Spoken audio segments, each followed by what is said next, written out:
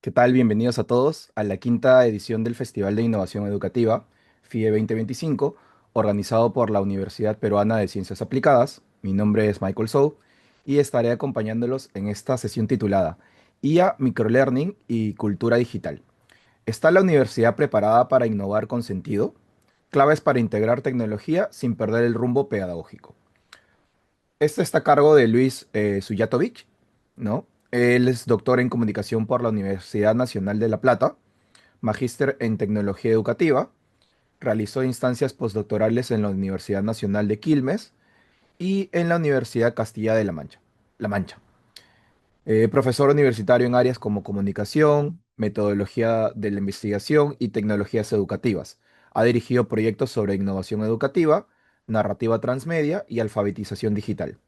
Es autor de libros y artículos académicos y actualmente dirige el Observatorio en Comunicación Digital, Tecnologías Emergentes y Educación. Su trayectoria ha sido reconocida con distinciones como el Premio al Gestor Cultural Bonaerense y la Medalla Maker Latinoamérica. Además participa como jurado y evaluador en comités científicos internacionales. Antes de iniciar, durante la charla pueden ir dejando sus preguntas en la sección de preguntas y respuestas, la QA. Y si desean compartir esta experiencia en redes sociales, no se olviden de usar el hashtag FIE 2025 y seguirnos en Innovación Educativa UPC en Instagram, LinkedIn, YouTube y X. ¿Ok? Entonces le doy pase a Luis. Adelante. Adelante. Bueno, muchísimas gracias. Buenos días. Es un honor tener la oportunidad de participar en este evento. Así que quiero, primero que nada, agradecer a la universidad y a todas las personas que todo este tiempo nos han acompañado para poder llegar a este momento. Por el otro lado, quiero decirles que la propuesta que vengo a traerles es una parte, resultado de diferentes investigaciones que estamos realizando, sobre todo en la Universidad Siglo XXI y en la Universidad del Este en Argentina, y por el otro lado tiene que ver con exploración bibliográfica que se viene realizando también para ir organizando una bibliografía en torno a innovación educativa contemporánea. Es por eso que voy a ahora compartirles pantalla para poder avanzar con la presentación.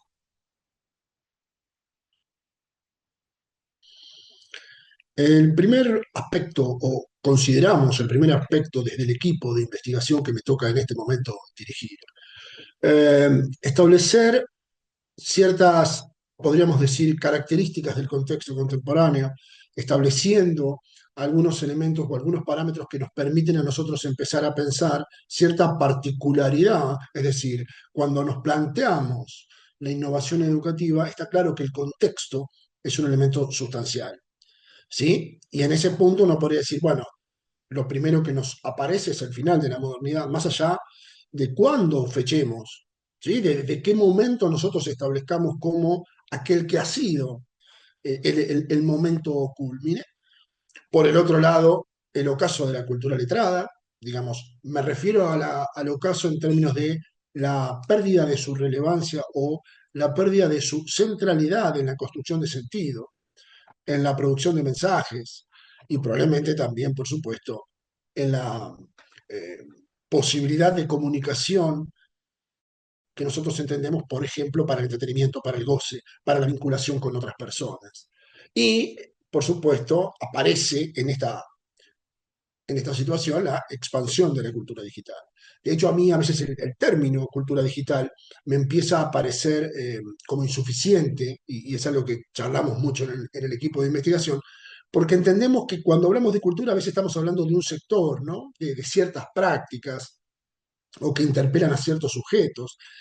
Y hoy es difícil imaginar sectores amplios de la cultura contemporánea que no tengan una vinculación con algo de la cultura digital de lo digital, ¿sí? Entonces, bueno, esa denominación, pero más allá de las cuestiones que nosotros podamos poner en discusión, sí está claro que hay una digitalización de la cultura por demás importante.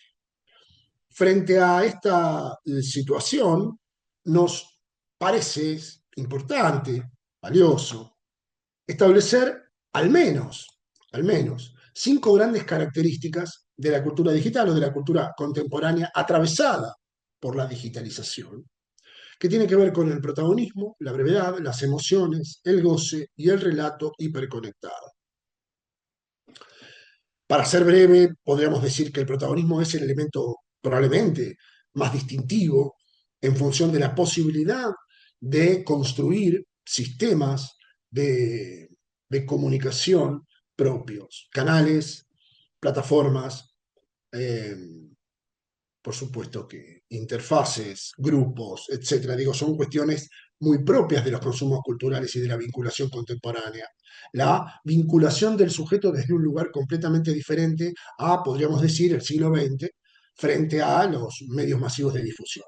No voy a caer en el error de creer que los medios masivos de difusión nos ponían en un lugar de receptores pasivos, claramente no, pero no teníamos las posibilidades técnicas, por ejemplo, de montar un estudio de radio en nuestra casa, como hoy podemos hacerlo con una computadora para realizar un podcast. Digo, esto es algo cotidiano que no tiene mayor relevancia para nosotros, sin embargo, en una perspectiva histórica sí nos marca un quiebre, una ruptura.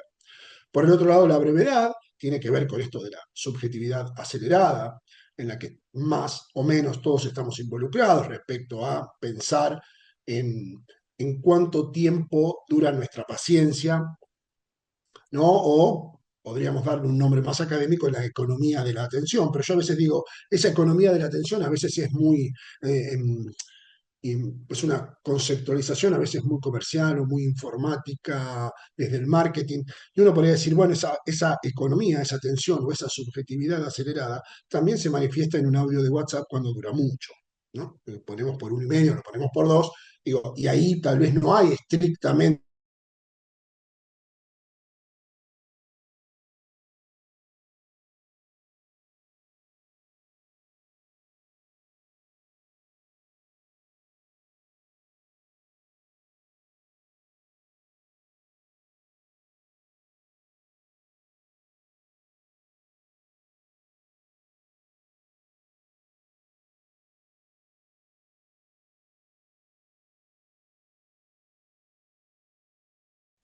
Burbujas de entretenimiento, espacios en donde nosotros en una fila, en una cola, en un supermercado, en la espera de un turno médico, nos entretenemos, buscamos una satisfacción.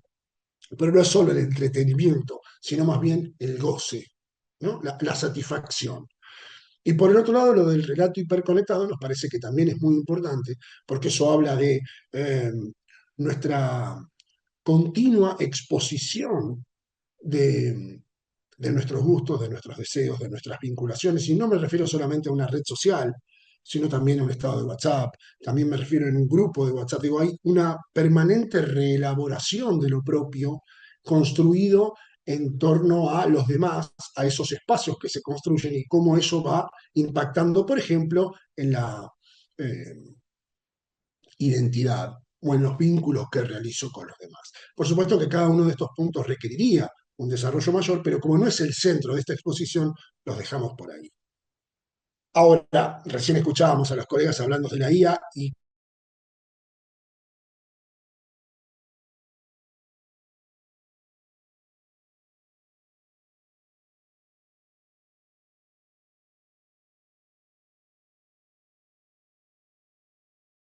era la brevedad, ya supone herramientas, ¿no?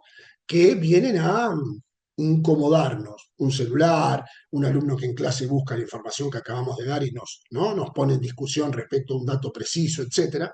Pero, claro, estamos en un escalón evidentemente superior frente a el desafío que supone, primero, la ruptura, piensa en términos de la centralidad del sujeto desde el Renacimiento en adelante, pero sobre todo en la modernidad. en el siglo XVIII, en el siglo XIX, la razón, el sujeto, el saber, el positivismo y demás, y hoy la IA, bueno, incluso nos ha despojado hasta de este monopolio de la creación de textos. La centralidad, ¿no? Es una cuestión también a discutir, que abre paso ni más ni menos que al poshumanismo, digo, a un pensar de un modo diferente, por ejemplo, la formación. Y por el otro lado, claro, la IA como redefine cómo se produce y cómo circula el conocimiento, que es imposible pensar que eso no impacte de manera directa, contemporánea, a, al trabajo docente, al trabajo de la investigación, al trabajo de la ciencia. Frente a estas cuestiones muy sucintamente presentadas, con nuestro equipo hemos tratado de elaborar una tríada hermenéutica para pensar la innovación pedagógica, la innovación educativa, para pensar allí qué elementos deberían ser los sustanciales para poder luego empezar a tramar una definición y después, por supuesto, una labor, una experiencia o múltiples experiencias. Pero antes empezar a pensar cuáles son los puntos fundamentales sobre los que nosotros realmente creemos que se debe asentar cualquier experiencia que pretenda ser innovadora.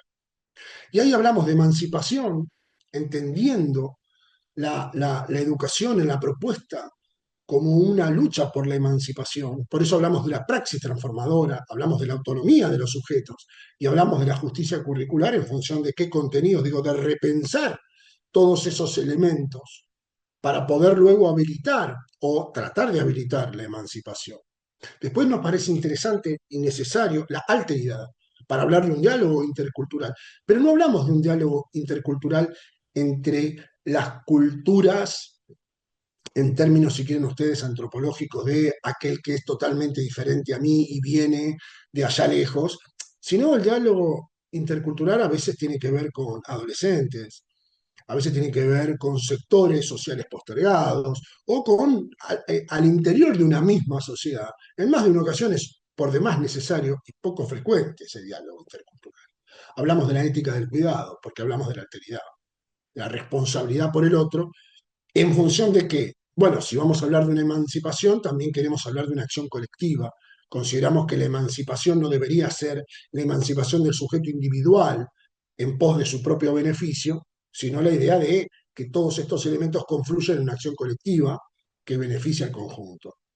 Y por último, algo que yo adelanté en esta exposición que tiene que ver con, bueno, podríamos decir, hacernos cargo de la subjetividad contemporánea, es decir, bueno, los contextos, los consumos y las identidades, que por supuesto están en permanente tensión con toda la cultura letrada, con todo el, digamos, acervo científico-cultural, hasta le diría procedimental de las universidades, de la docencia universitaria, pero que indefectiblemente nos enseña, nos indica, nos marca un camino alternativo o la necesidad de un camino alternativo porque las condiciones nos lo imponen. Digo, y ahí es donde nosotros encontramos en nuestras investigaciones una serie de cuestiones que me parecen importantes destacar en este momento y tiene que ver con que en general nos pasa que los docentes ven su práctica muy innovadora, pero cuando hablamos con los estudiantes no la ven así.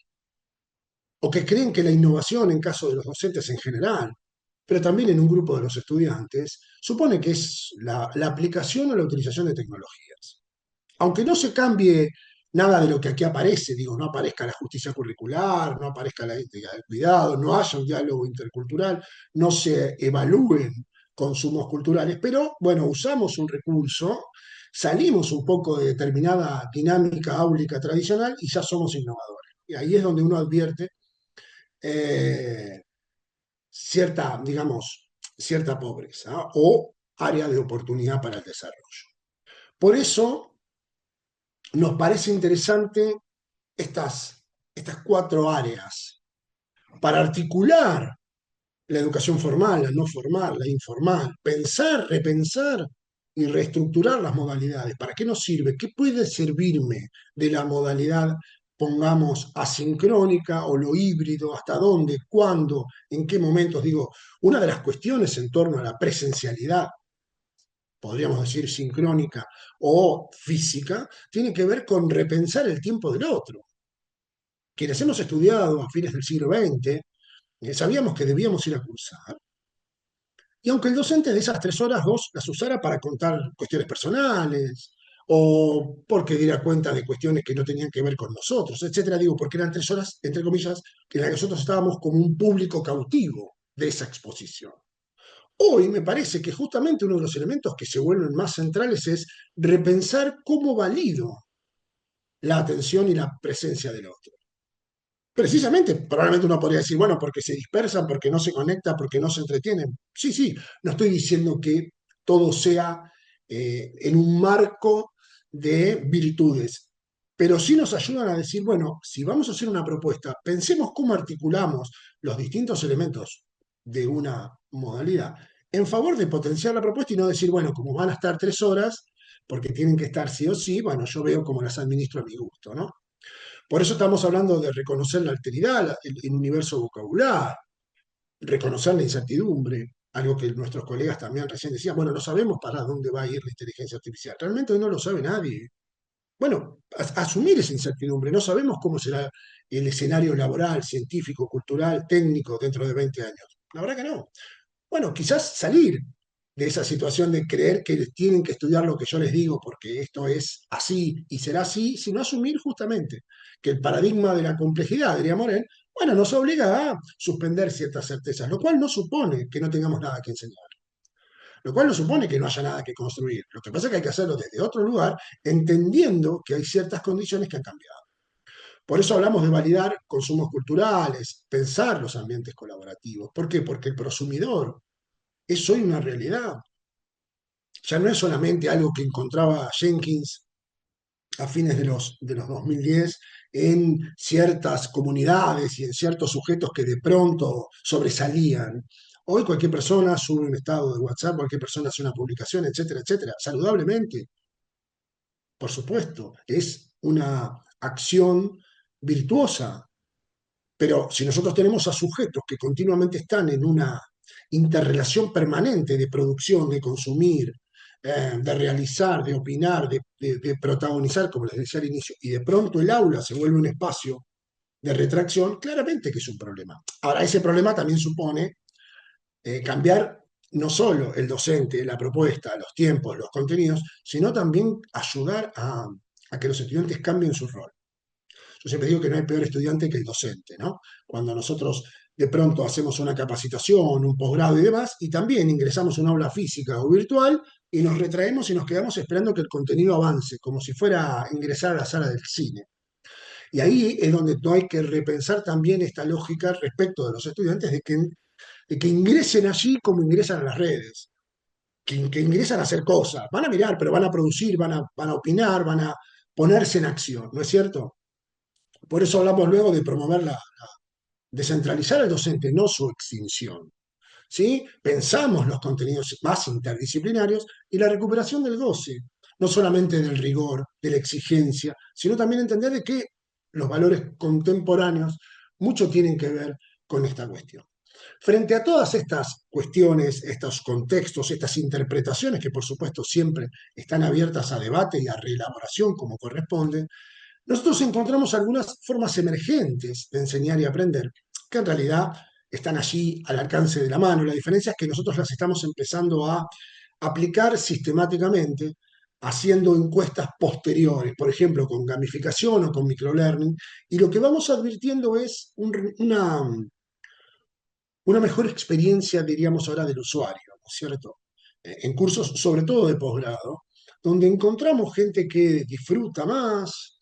No voy a decir que aprende más porque es difícil cuantificar la calidad del aprendizaje o la cantidad del aprendizaje exclusivamente por la utilización de una forma emergente de enseñar. No, sí digo que hay una satisfacción distinta, un reconocimiento, en el caso de la transmedia, cuando uno le pide, en vez de un escrito, que puedan generar algún otro material, desde un meme a un reel, un video, un podcast. Hay ahí como una suerte de vinculación diferente en torno al modo en que el sujeto es reconocido en su valoración, en su conocimiento. Hay ahí una habilitación a que ciertas competencias, ciertas habilidades de los sujetos tienen valor.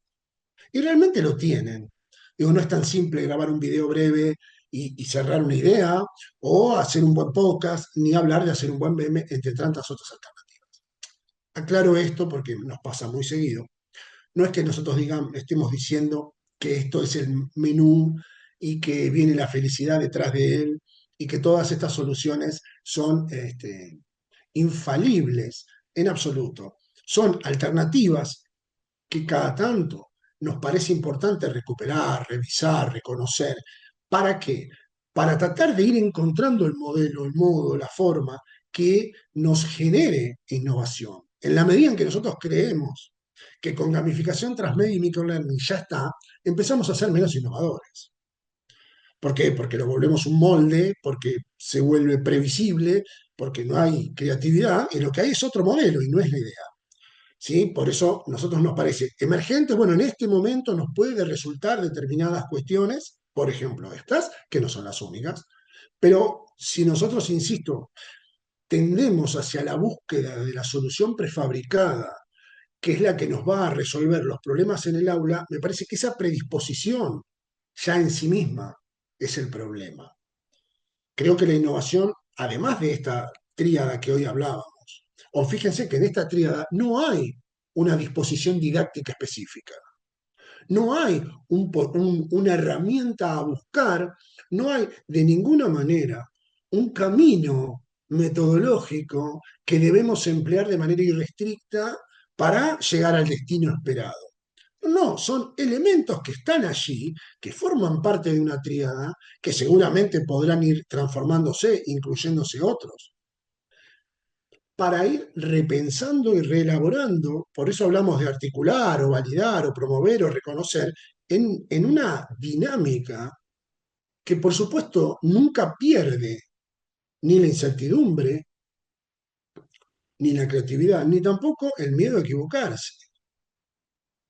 ¿No? Porque también hay que asumir que cuando uno emplea, no digamos ninguno de estos tres, cualquier otra modificación en pos de una innovación, no va a salir tan bien ni uno va a sentirse con tanta seguridad y tranquilidad y certeza como una clase, una exposición dialogada.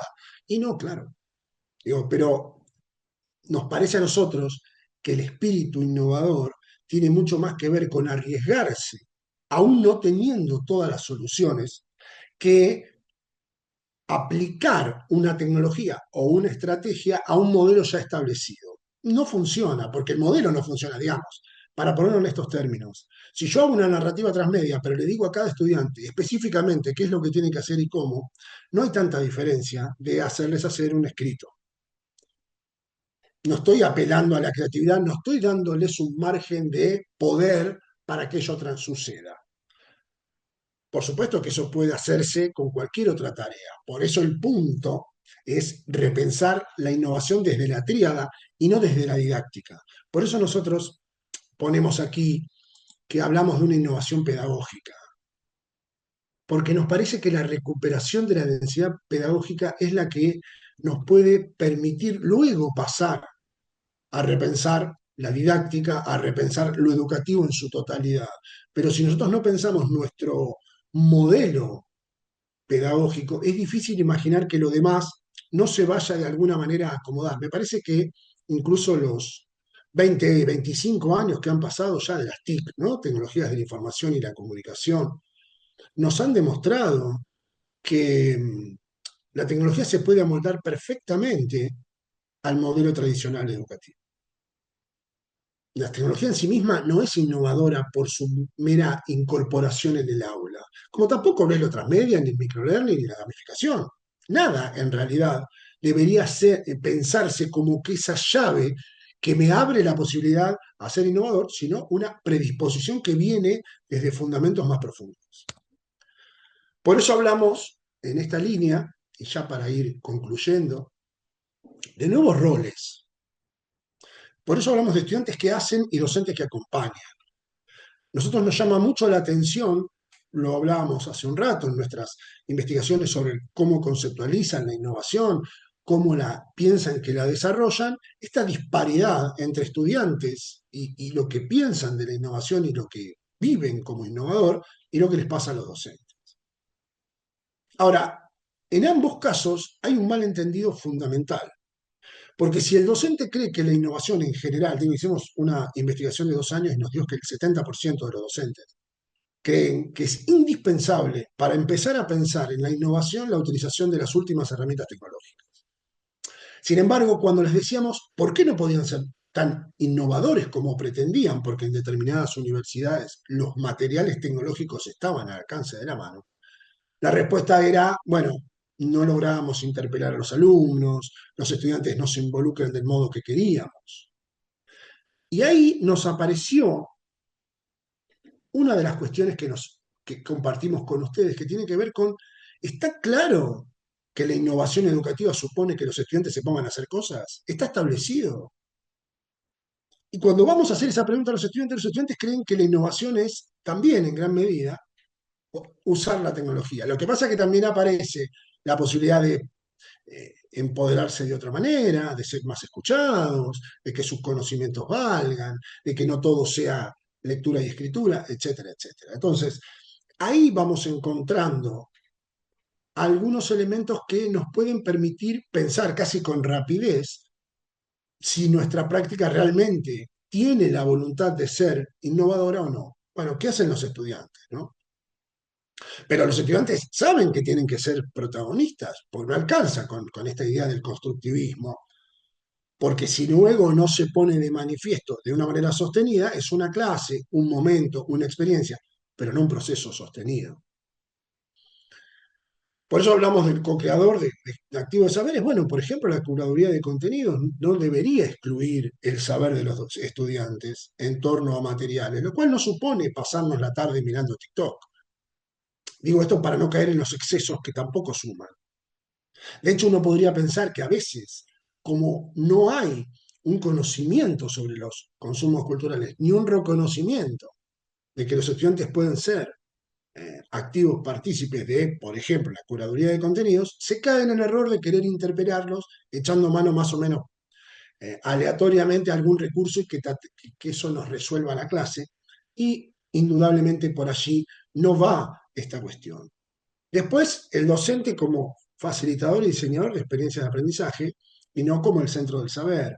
Y todos los docentes a los que le hemos hecho la investigación durante los 2 años nos dicen que ellos están convencidos de que no son eso.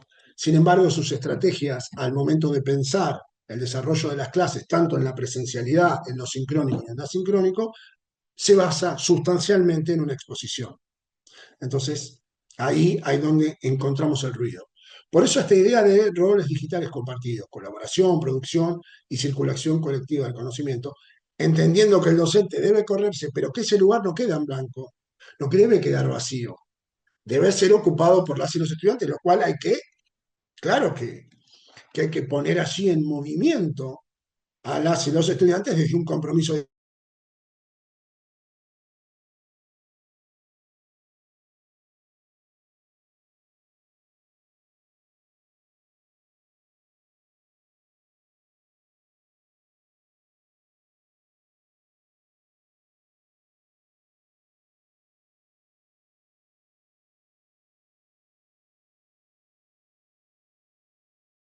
innovación, que nos aparezca la idea de la palabra futuro, la educación del futuro, el reto del futuro, pensar en el futuro.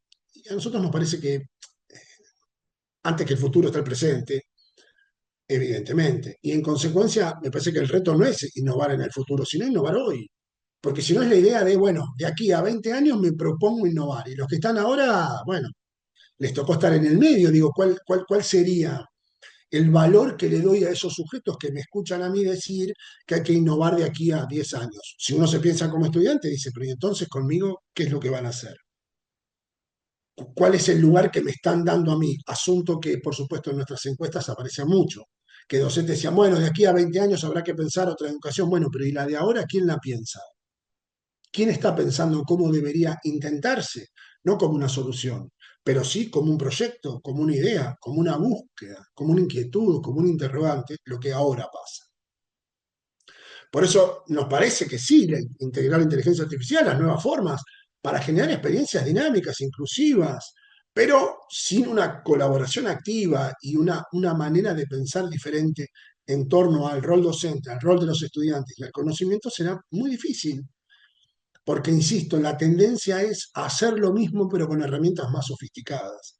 Y eso no es innovar, según nuestro criterio, sino que es adaptar el modelo tradicional a los nuevos tiempos, que es otra cuestión, ¿no? Uno podría decir, bueno, eso es más bien una reforma, pero no una innovación en tanto una propuesta más a largo plazo, pero que piense la clase de mañana, a la mañana, no la del 2035. ¿Me explico? Porque está bien pensar en el futuro, pero en el mientras tanto no podemos estar continuamente supeditando nuestras prácticas, nuestra tarea, nuestra labor a un futuro que ojalá sea promisorio para todos, pero que en el mientras tanto, ¿no? Repartimos fotocopias o mandamos PDFs y los hacemos hablar tal como los hacían nosotros hace 20 o 25 años. ¿De acuerdo? Bueno, les agradezco mucho, espero no haber hablado tanto, no haber sido tan aburrido y bueno, por supuesto quedo a disposición de cualquier pregunta, de cualquier consulta, de cualquier comentario. Muchas gracias. Perfecto, muchas gracias Luis por tu valiosa presentación. Bueno, a ver, no han puesto ninguna pregunta, pero como dijo Luis, ahora abrimos el espacio de las preguntas. Si tienen alguna pregunta, la pueden ir dejando en el espacio de preguntas y respuestas o escribirlas en el chat, ¿no? Y ahí para que Luis los pueda responder. No sé si tienen alguna pregunta. Bueno, aprovechando mientras, si alguien escribe alguna pregunta, em, ponerles el link de la agenda para que no se olviden que tenemos aún todavía bastante por delante, ¿no? Y de igual manera agradecer a Luis, por su ponencia, ¿no? Bastante bueno, bastante interesante. Em, acá tenemos un par de preguntas. A ver, voy a leerlas. Eh, de Valeria Ochoa. A ver, lo voy a tener acá. Ay, no, muy grande. Dice, quiero saber qué prácticas análogas ahora podría ser retomadas como innovación educativa. La pospandemia dio pie para repensar prácticas dadas por pasado. ¿Qué prácticas análogas Bien, bueno, podríamos es una retomar? linda pregunta. Lo primero que uno podría establecer para pensar la innovación desde lo análogo, desde lo cotidiano, eh, bien podría pensarse en el reconocimiento del universo vocabular del otro, es decir, su cultura, sus prácticas, sus expectativas, qué le interesa sobre aquello que estamos hablando, qué no le interesa. Normalmente, cuando nosotros nos acercamos hacia el otro, saliendo de ese lugar del saber o ese lugar de usted me tiene que escuchar a mí, digo, romper un poco con esa dinámica del poder ya suele haber una posibilidad muy cierta. Y por el otro lado, a veces sincerarse. Voy a poner un ejemplo muy simple. Ayer me tocó dar una asignatura sobre comunicación social en una carrera que no es de comunicación social. Ustedes imagínense que la gente, cuando ingresa, pone cara de estoy aquí por el designio de un diseño curricular que no comparto, y esto a mí para qué me sirve, algo que en secundaria es muy común. Entonces yo ahí tengo dos alternativas, por lo menos. La primera es, lo lamento en el alma, yo no hice el currículum, saquen, ¿no? Y me escuchan, y van a escuchar la comunicación los próximos 4 meses, les gusta. ¿Qué va a hacer? La vida es cruel. La otra alternativa es decirle, bueno, mire, si yo sé que esto no es así, ustedes qué creen que es comunicación, ¿para qué podría servirnos? ¿En qué sentido? Y trabar ahí un diálogo en el que yo no estoy dando clase. Y no sé ninguna tecnología por un aula que la verdad tenía un pizarrón, una pizarra, no sé cómo se dice en el resto de los países, digo, el pizarrón con la tiza, digo, el menos avanzado de los pizarrones, ¿no? Podríamos decir, el tatarabuelo de un pizarrón más o menos. Y sin embargo, logramos que las 2 horas fueran mucho más productivas, porque empiezan a aparecer nociones de subjetividad, no me quiero meter con cosas de comunicación, pero aparecieron un montón de elementos que si yo hubiese hecho una exposición tradicional me hubiesen llevado horas para poder llegar al punto y ahí abrirlo. Y en realidad no estoy diciendo que esto es todo, lo que estoy diciendo es que a veces el primer paso es casi recuperar la lógica de Freire de dialogar con el otro y no la educación bancarizada. A veces ya con eso solo damos paso. Y después, si ustedes me permiten, y con esto ya cierro la respuesta, darle lugar al otro para que proponga cosas innovadoras o se le ocurra. O... Vos sabés que yo el otro día vi un video de, vamos a verlo, aunque no nos guste el video y nos parezca, pero a ver, lo trajo, lo miró, se acordó de nosotros, viene y lo propone, porque eso abre a que el otro diga, che, me tienen de cuenta, o sea que el otro día llegó un video. Pongámoslo por un momento al revés. Yo voy a una clase aquí con Michael y digo, che, Michael, mira, encontré esto. Sí, sí, está bien, sí, sí. No llego más. No lo llevaba para ganar, si nada, no le importaba. Me explico, digo, a veces con pequeños gestos, con el reconocimiento del otro, de su lugar y de un diálogo, puedo empezar a tramar una relación que no termina nunca. Porque no es que llegué a la innovación educativa, estoy acá, mire, te mando hacemos una selfie. En realidad es un proceso en el que yo voy tratando de reconfigurar, porque uno también tiene una trayectoria como estudiante que también le va marcando prácticas que tiene que ir desarmando continuamente.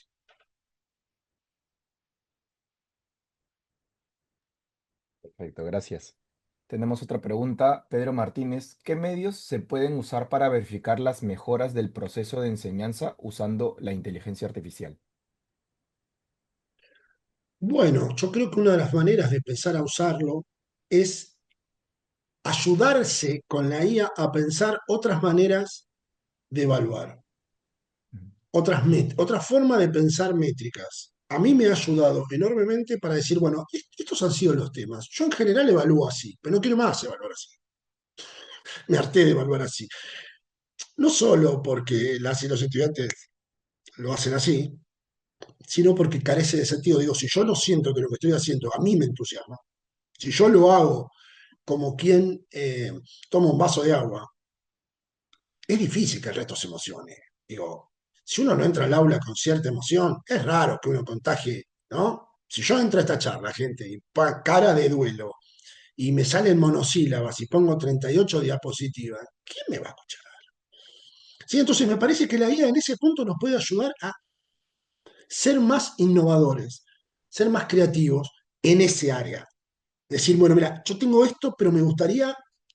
Y ahí vamos encontrando posibilidades alternativas de evaluación, de consignas, de tareas, siempre siendo muy claros en nuestros prompts, por supuesto, ¿no? Pero me parece que esa es un área de oportunidad muy valiosa. Ahí estoy hablando mucho con cada respuesta, pido disculpas. No, está perfecto. Tenemos una última pregunta y creo que con eso ya podemos cerrar. Marc Barrueta comenta y tiene unas preguntas.